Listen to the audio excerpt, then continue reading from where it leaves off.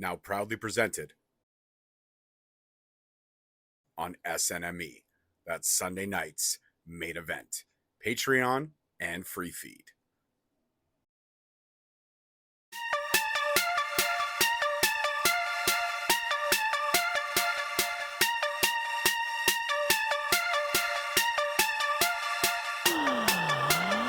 Hey guys, what's going on? It's your host, your boy, George Mackay, back here on the MLW Rewind. If you're listening on SNME, Patreon, and free feed, welcome. If you're watching us on YouTube, welcome. If you're listening on any other podcast platform, welcome. This is the MLW Rewind, and I never do this alone. I always do this with not my better half, but a half, Uncle Bobby B. Thanks, I think. Yeah, and if it's not me, it's somebody else. Like, thanks to Michelle, the voice, for stepping in after Fury Road. I appreciate that. Well, we actually have to get into that real quick before we jump into this week's episode. So Michelle and I were reviewing Fury Road, and it's available on across all these amazing platforms. So you can check it out. Go back and listen to me and the voice talk about how epic Fury Road was and how much we enjoyed it. But she had some choice words about the pedicure procedures of a one Mr. Saint Laurent. Now, I don't want to dredge up anything that may hurt Saint Laurent's feelings in any way, but his foot was deformed before Mance Warner took a chunk out of it. And that's factual. And the voice called him out on that, to which there was a Twitter battle that ensued, or an X battle, I guess, an X battle that ensued. And it went back and forth to possibly a chess game with a pigeon. I don't know. There's a lot of stuff going around, but kudos to the voice for hanging tough with the head of the WTF. And no, that's not what the fuck. That stands for World Titan Federation. Mm-hmm. But I don't know, Rob, I know you don't have X or you don't utilize X, but I did fill you in on the exploits of the epic X battle that was. What do you think? Do you think that the voice was right about Saint Laurent's foot and how nasty it was? I mean, he's a busy guy. He's out and about doing things. Your feet are bound to get pretty beat up. I don't know if I want to be taking sides there, to be honest with you. You're gonna just stay in the gray area. I'm going Swiss on this one. I'm just staying impartial. Staying impartial, fair enough. I also want to give kudos to Matt Stryker. We mentioned it in the review show, but to point out that Matt Cardona's foot was a completely different color was also epically fantastic, because the tanner really didn't reach Cardona's feet. So yeah, if you're gonna tan that, if you're gonna go with that dark, if you're gonna be an 8 like Ross Geller, you got to 8 the whole thing. You can't just not 8 the feet. You have to 8 the whole thing. You have to do it. You know what I mean? You get it. You understand. I get it. You get it. All right. Moving on. My friend's joke didn't seem to land as well as I thought it would. But anyways, this is the fallout from Fury Road. And what a fallout it was. We start off talking again about another man's feet. That's right. We're at the WTF headquarters, or the World Titan Federation headquarters. We're in MSL's office, and he is not happy. He has bare bones, pasty white foot all over his desk. And he's talking about how his general practitioner sent him to a vet for a rabies shot because Mance Warner bit him. And he's not an orangutan, but he feels that he is the greatest promoter ever. And Mance Warner, he broke the deal. It was kiss my foot, not mutilate my foot. Matt Cardona's coming for the SGC, and when he does, there will be hell to pay. Then he yells off camera about someone to get a nurse to change his bandage, which I guess he was in the middle of changing before the promo began. But Rob, what do you think about the words of the now world's greatest promoter before we get into his announcement only a few minutes later, live on air? So we had a promo in his office that somehow he made it all the way to Philly to cut a promo in the ring. Like that. You know, he's got a Learjet, clearly, that flies at the speed of sound. Or speed of light, I should say. Absolutely. But no, it was I actually like this transition with more on-screen time for Mr. Saint Laurent, kind of his own faction now. I dig it. He's pretty creative with the stuff he says. It's a lot of like oddball off the wall stuff, and I love it. So I'm stoked to see what happens with this World Titan Federation, because we'll get some more on that almost immediately. Absolutely. But first thing, we got to announce our main event for tonight, and that is, Rob, I'm going to let you take the the front on this one. How do you pronounce this gentleman's name? Shigehiro Irie. Irie is going to throw down with the one and only Calvin Tankman for the WXW Unified Heavyweight World Championship. So that'll be a barn burner, and it was absolutely one hell of a fucking match. And now, like Rob said, immediately going into that announcement, MSL's in the ring, and he is disgusted that he's back in Philly. But he introduces the newest member of the WTF. Again, that's not what the fuck that is, the World Titan Federation. And it is, and he also made an announcement that he resigned his position in office with MLW. He has now been given a promoter's license by the MLW Commission. And the newest member of the WTF is none other than, it's not his fault, Snitsky. Rob, what did you think about the giant that is Snitsky being announced as the newest member of the WTF?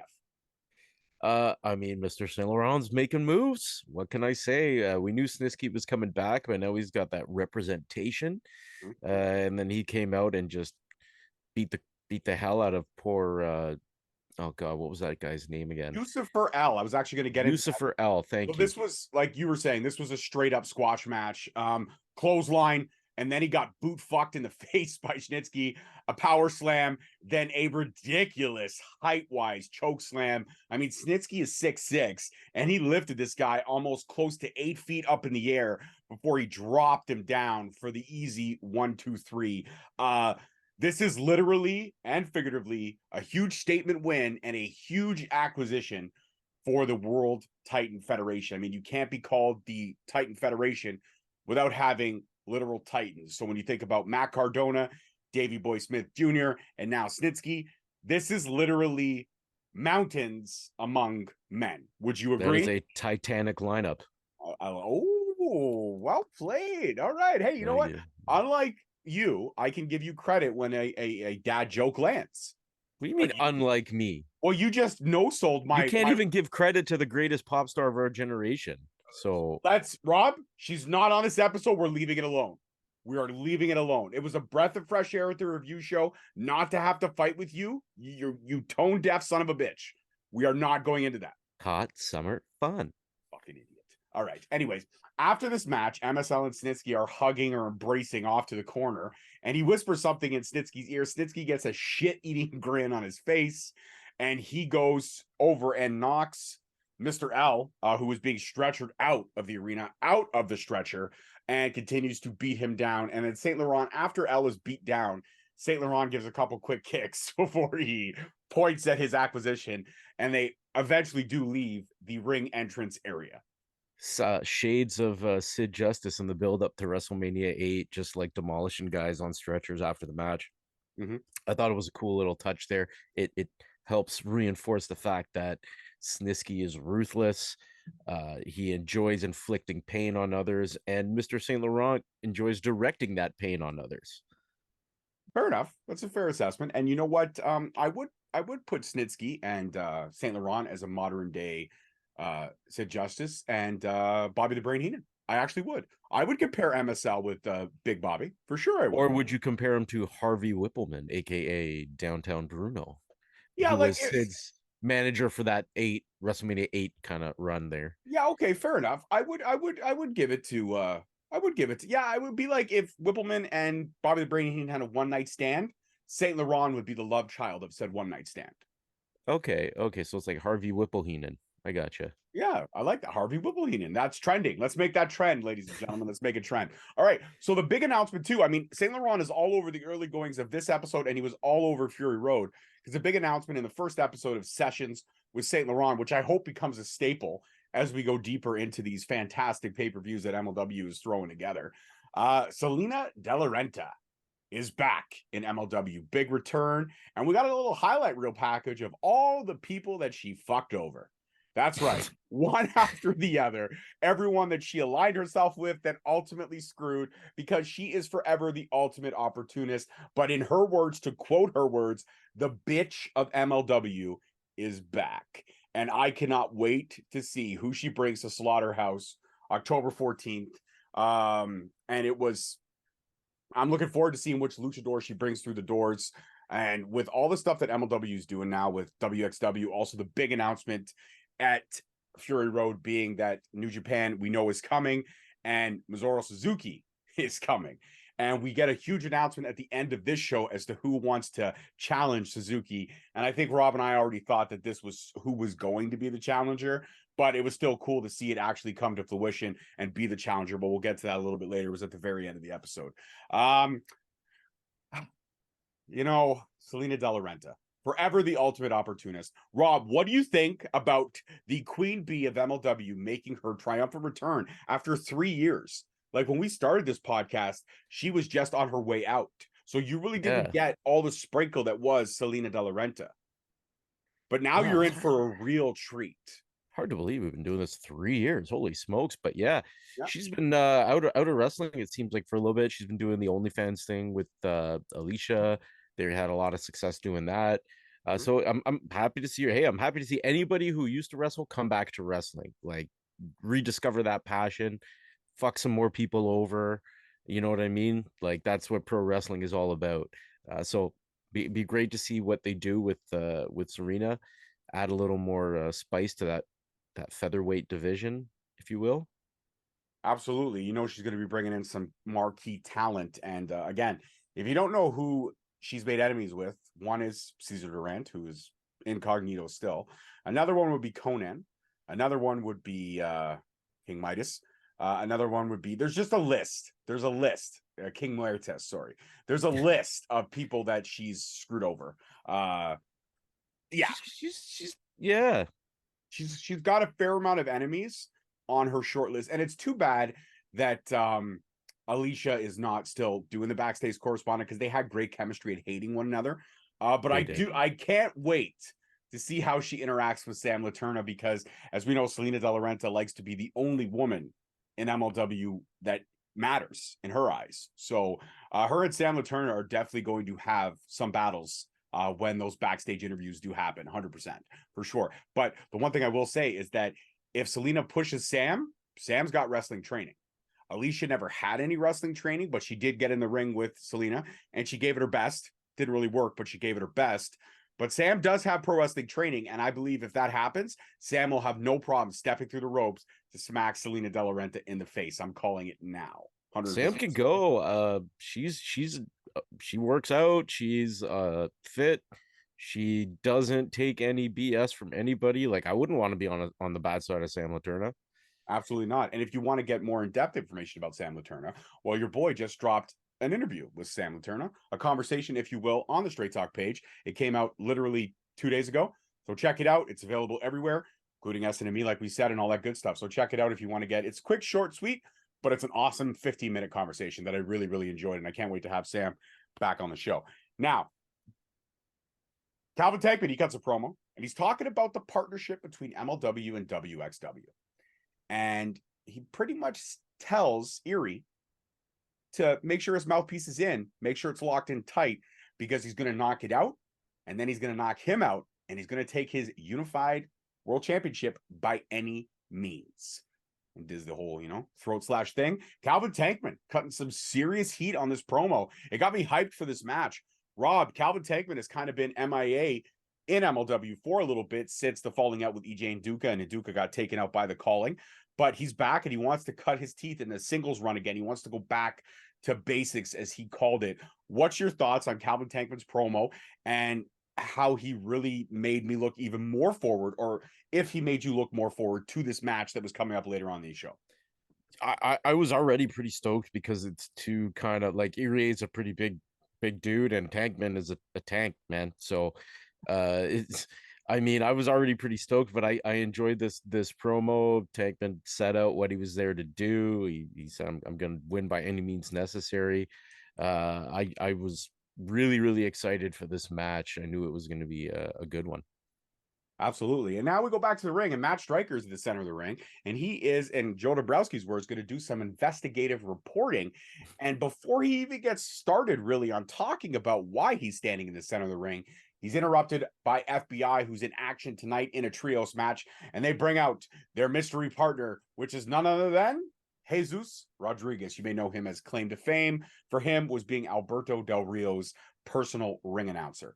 And they're taking on the main event and Microman. So as Joe Dombrowski coined them, Micro Mania. And I actually thought that that nickname was pretty cool. And Rob and I both did get to see Main Event and Microman in action a few weeks ago in Toronto at the Man Lucha. Was a fantastically awesome show. Microman we are so hyped about Microman. We love Microman, but seeing Microman live, it hits so different. He is so fantastically talented. And when he's in the ring, especially with the talent that he was in the ring at the Man Lucha, who has some of the best homegrown and they bring in some of the best imported talent. It's one great show. If you're ever in Toronto, I highly recommend Demand Lucha to every single person. It's on a Thursday, but it's a great 2.5 hours, and it doesn't even feel like 2.5 hours. And it's such a welcoming, great venue, and it's got high ceilings so the luchadors can do all their crazy shit and not have to worry about knocking themselves out. And you can breathe. Yes, you can. And it doesn't smell like BO because it is air conditioned and heated. So well, I wouldn't go that far. I mean, it's pro wrestling fans. I've never been to a show with no BO. this is fair. Just Fair saying. stuff.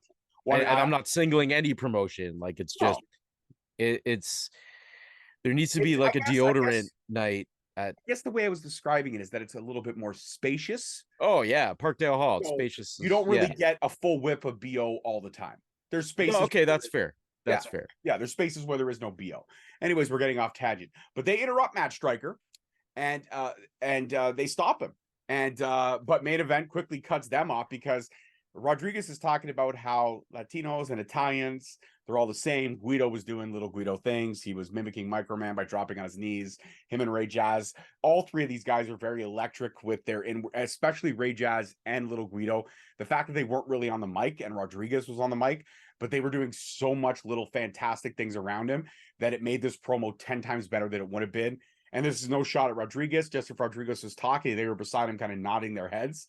It would have just been a blah promo. But the fact that they were doing all the little over animated things really elevated the hype of this match as well. They were selling the promo. You don't just sell matches, you sell everything. They were selling that promo. It was great. They absolutely were. And the Main Event and Microman comes out. And this one was entertaining as it possibly could be. I mean, little Guido got bit in the butt. Microman told FBI to shut the fuck up and then poked both of them in the eyes. Main Event was Main Event. They were just phenomenal, flying all over the place. And it was just amazing. And they pulled out the win, all three of them. And as they're celebrating, Sam Adonis comes out and he is throwing all kinds of shade at Microman. He pretty much talked about how Microman was run out of AAA, how he actually left his wife and his newborn baby because Microman was jealous of the attention the baby was getting. And at that point, Sam Adonis steps in the ring and Main Event is ready to go. Microman is ready to go. But who shows up? MSL and Snitsky.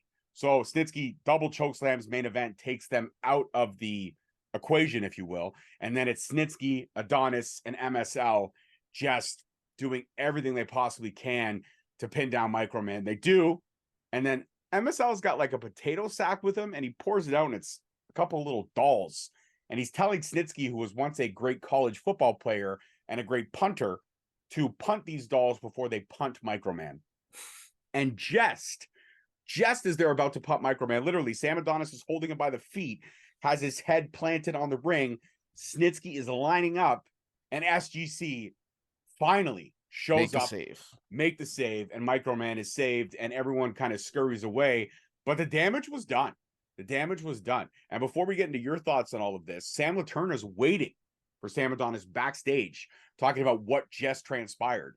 And he says that he wants to do what everyone in Mexico wants him to do, which is make sure Microman never steps foot in an MLW ring again. So next week, this was announced moments after, next week we are getting Sam Adonis, Microman, MLW Fusion next week. That's going to be awesome. But Rob, what did you think about everything from, we talked about the first promo, so we'll forget about that, but from the match to all this shit that transpired before SGC saved the day and literally saved Microman? Yeah, there's a lot going on there. The match itself was enjoyable. I really I was chuckling with Jesus Rodriguez explaining the similarity between Italians and Latinos. He was like, you guys are the original Latinos, and he was going on. Like, I was being of Italian descent, that made me chuckle more than once. We got the same colors, all this stuff. Fun match. interesting conclusion there. We're building up some new rivalries and feuds. Some new blood comes in every year and at the open draft, so it's almost like a little reset for things. But yeah, there was a lot going on, but it was all good. I mean, it was an enjoyable, all these segments. I was digging it. Absolutely, this was a great much like a Raw after WrestleMania. MLW seems to knock it out of the park with the fusion right after. Never Say Never was amazing, and now the fusion after Fury Road was phenomenal as well. And we're building to that with another great expose. Their production team is fantastic. We always shout them out. They're amazing. And these exposes that they do are completely incredible. And this one on Alex Kane was probably my favorite one, hands down. He got real, he got sentimental, he got honest, talked about being bullied, talked about his parents having, relationship problems when he was younger, talked about the fact that he was picked on for his race, picked on for the way he looked, picked on for a lot of things. And at the early age of only 10 years old, did he contemplate suicide? And I myself have been there literally 2 years ago. And he talked about how it's cliche to say that pro wrestling saves lives, but in his eyes, pro wrestling literally did save his life. It was incredible to watch the journey of everything that transpired at Never Say Never, from the backstage footage to after winning the title and then recruiting Bougie, which is the newest member of the Bomaye Fight Club. Everything was just fantastic, but this expose was 7 minutes of nothing but pure enjoyment. They could have made a whole 48-minute episode just on this expose, and I would have absolutely loved it. And I hope there is a part 2 of this one. But yeah, this kudos to the production team. Kudos to Alex Cade for being real and being honest and sharing that and on a platform such as big as that. But to let you know that, pro wrestling does save lives, and pro wrestling does make connections in this world that are deeper than most people know. And yeah, everything about this expose was just phenomenal. Rob, what'd you think about the Alex Cade expose, man? Loved it. When you have Alex isn't necessarily a good guy, but he was just kind of open and bare and honest and talking about some of the stuff that we talked about with him, like when he knew Bomaye was really for the people and was really taken off, and he, we said it, he made himself undeniable with his in-ring work, with his promos, with the way he got over with the crowd. He made himself undeniable. He deserves all the credit he's getting and where he's at right now. And I loved just learning a little bit more about him. And like you said, the MLW production team really just been knocking them out of the park with these little backstage bio expose kind of things. I love them. Absolutely. And now, without further ado, it's main event time. Yes, it's that time for talking is over, and now it's time for hitting. And there was a whole lot of hitting in this one. Calvin Tankman versus Irie for that WXW Unified Championship. And literally, that was just the hitting was on the menu, all kinds. This was as hard hitting as it could be. This was a literal hoss fight of two epically talented individuals that took it every which way. And just to see Calvin Tankman get rocked to the point where he was teetering in the center of the ring from that boot kick from Irie, and to see Irie literally be wrapped like a pretzel around the ropes, it was fantastic. But Irie has to land two big boom lariats to score the win. And he does. Finally puts Tankman down with the second one, because the first one really didn't connect. But it was incredible. And the show of respect at the end of the match between Tankman and Irie was phenomenal as well. We always love to see two guys who go at it hard, but respect each other at the end of the day. And it was great to see that. And I cannot wait to see Calvin Tankman go at anybody from New Japan that they bring in, or anybody else from WXW, or anybody else from, AAA or anybody, because Calvin Tankman can go. And that dude needs to get some singles gold around him. Like, he's had the tag gold, that's great, but we definitely need to see that open weight title, or I would love to see Tankman versus Alex Cade, because there is still unfinished business from a few years ago when he took Tankman out of the Upper Cup final, or the Oprah Cup, whatever you want to call it. But Rob, what did you think of this match? I thought the match was a banger. They beat the hell out of each other. There was a lot of hard hits. Calvin took a back bump on the outside that just looked ruthless because he had no padding there. The lariats from Irie were just deadly. Like you said, Calvin Tankman is a incredible talent. what we've all seen from Alex Kane over the last 2 years, that could just as well be Calvin Tankman 2 years from now. He's incredibly. We've seen him work live. Or at least I've seen him. I'm pretty sure you have too. He's just like, he's incredible. When he's not working MLW, he's just as good. Like he's really, really talented as a pro wrestler. I think he's almost just the only thing holding him back, maybe, is just he's too nice. He's got to get meaner. Even when he's being mean, I'm still like, I want to give you a hug, bro. Like, he's just got to be like meaner. So Calvin Tankman's got already a lot of skill, but he's got tons of upside. He's still pretty young, and it's going to be exciting watching his career rise, because we live vicariously through these dudes. So love watching this. The match was great. Great seeing Irie back in MLW.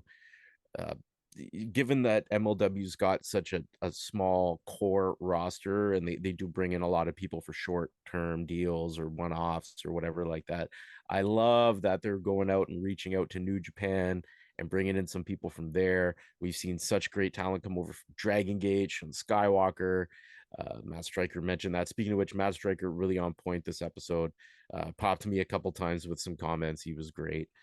But yeah, solid match, solid episode of Fusion. It was a fun one to rewind. Absolutely. I could have said it better myself. And so a couple little tidbits before we wrap this one up. Next week, Alex Kane will have a press conference to talk about his next title fight. And that'll be next week on MLW Fusion. And then at the end of this match, Jacob Fatu, he's in the back. He's got something to say. And he's excited. He's excited about New Japan coming. He's excited about Minoru Suzuki coming. And he says Suzuki has never run into an oos before. And he's just hoping that could happen.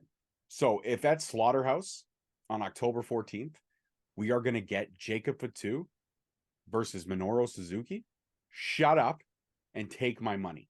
And everyone out there, pay the $7.99, because this will not fucking disappoint. Okay?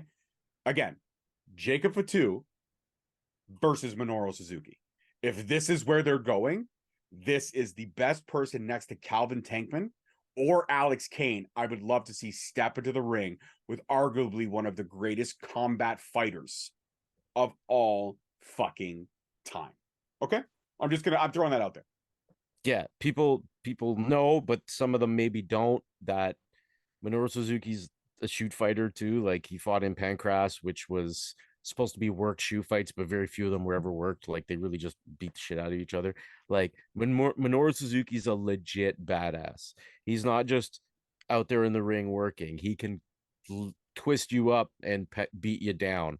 So I'm so excited. It's gonna be great. Suzuki's in the twilight of his career, probably gonna be his last run that he's been doing. So let's do it. I'm so excited.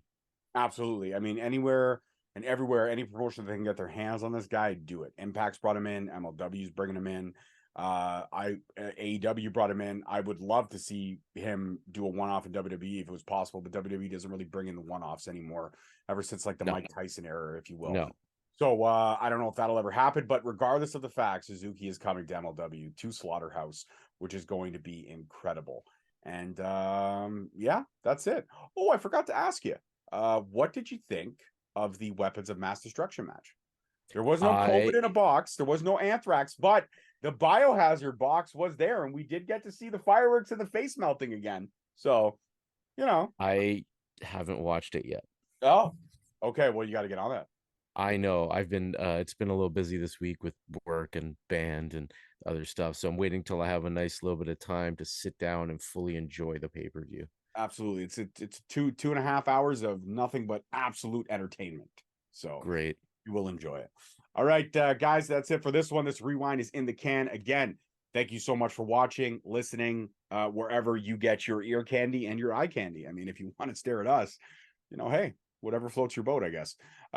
For me and the one and only Uncle Bobby B, peace, love, and wrestling. We'll see you guys next week. Peace. Adios.